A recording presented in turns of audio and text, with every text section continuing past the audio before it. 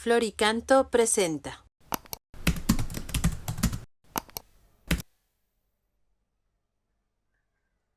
Número 16 del compendio del Catecismo de la Iglesia Católica. Formula la siguiente pregunta: ¿a quién corresponde interpretar auténticamente el depósito de la fe?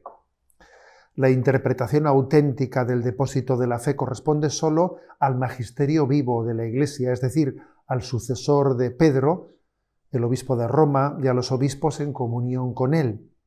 Al magisterio, el cual en el servicio de la palabra goza del carisma cierto de la verdad. Compete también definir los dogmas, que son formulaciones de las verdades contenidas en la divina revelación. Dicha autoridad se extiende también a las verdades necesariamente relacionadas con la revelación. Bien, como podéis ver la pregunta, así como la pregunta anterior era ¿a quién ha sido confiado el depósito de la fe? Y respondíamos en la pregunta anterior que el depósito de la fe nos ha sido confiado a todos y todos tenemos que luchar por acoger, por aprender, por transmitir, por vivir ese depósito. Pero ahora la pregunta es distinta. La pregunta ahora es ¿a quién corresponde interpretar auténticamente, ¿no?, ese depósito? Y aunque todos tenemos una gran corresponsabilidad, sin embargo la autoridad magisterial se la ha entregado el Señor al Papa, al sucesor de San Pedro y al conjunto de los obispos en comunión con él. Este es el magisterio vivo y es la máxima autoridad que el Señor ha concedido para la interpretación auténtica de ese depósito de la fe confiado. Veamos que el Señor ha tenido, quiero subrayar esto, el Señor ha tenido misericordia concediendo esa autoridad a los apóstoles y a los sucesores de los apóstoles.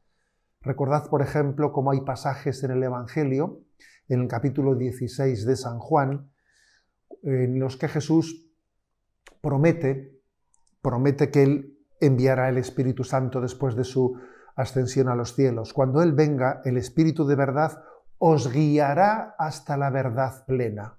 Repito, el Espíritu de verdad, cuando Jesús marche, os guiará hasta la verdad plena. Recibirá y tomará de lo mío y os lo anunciará. Hay, por lo tanto, una promesa de Jesús a los apóstoles en ese momento que han celebrado la última cena, y en ese discurso después de la última cena Jesús se dirige a los apóstoles y les promete que va a ser enviado sobre ellos el Espíritu Santo, para poderles dar ese don magisterial de guiarles al conocimiento de la verdad plena.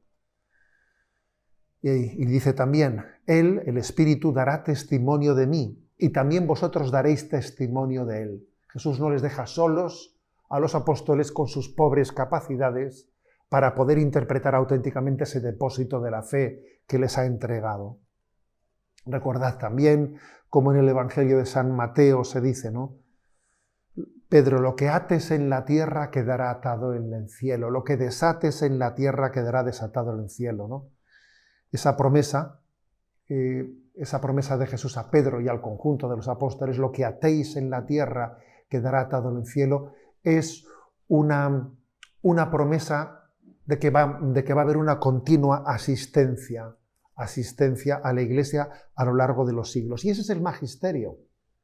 El magisterio es un don del Señor a la Iglesia, al servicio del pueblo de Dios, que se podría traducir, tal y como este punto del Catecismo dice, en un carisma de la verdad. Sí, es un carisma de la verdad. El Señor ha repartido carismas en el seno de la Iglesia, pues especialmente a los apóstoles y a sus sucesores les ha transmitido el carisma de la verdad, el que queden preservados del error la enseñanza magisterial de la Iglesia, que quede preservada del error. No os dejaré solos, estaré con vosotros, os asistiré.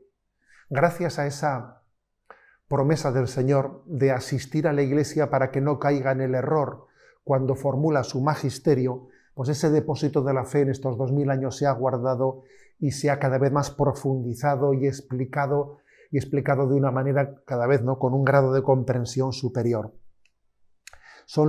Dice aquí, ¿no?, que compete al magisterio de la Iglesia formular los dogmas en los cuales se muestre cuál es el contenido divino de la revelación. Por cierto, permitidme un pequeño paréntesis, soy consciente de que en este contexto en el que vivimos, la palabra dogma suena mal, ¿eh? Ha llegado a ser antipática en este contexto de relativismo. Ser dogmático es algo que está contaminado por esa especie de sospecha, ¿no? El dogma, como decía nuestro Papa Emérito Benedicto XVI, el dogma no es un muro que se pone frente a alguien que le impide conocer la realidad. El dogma es más bien una ventana que se abre en un muro que nos permite ir más allá en nuestro conocimiento. Pues bien, el Señor, en ese carisma de la verdad, de cuidar la verdad y transmitirla, preservando del error a su Iglesia, le da la capacidad de formular dogmas, no únicamente en materia de divina revelación, sino también extendiendo, ¿no? Extendiendo pues, esas formulaciones dogmáticas a otros temas directamente relacionados con la revelación.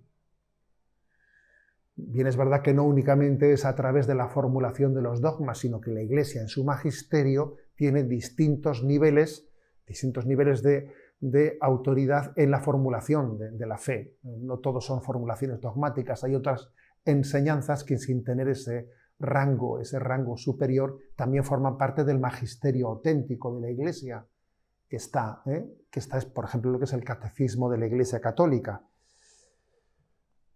Pues bien, después de haber escuchado esto, como la responsabilidad, la capacidad de poder interpretar auténticamente, ¿no?, el magisterio de la Iglesia o el depósito de la fe se le ha dado al magisterio de la Iglesia, de nuestro corazón brota un gracias, gracias Señor, porque no nos has dejado solos, gracias porque has asistido en estos 2000 años a los sucesores de los apóstoles, para que ese depósito de la fe, 2000 años después, se guarde, y no solamente se guarde incólume, sino con una capacidad superior y más profunda de ser comprendido y ser entendido por esa acción del Espíritu Santo a través del magisterio de la Iglesia.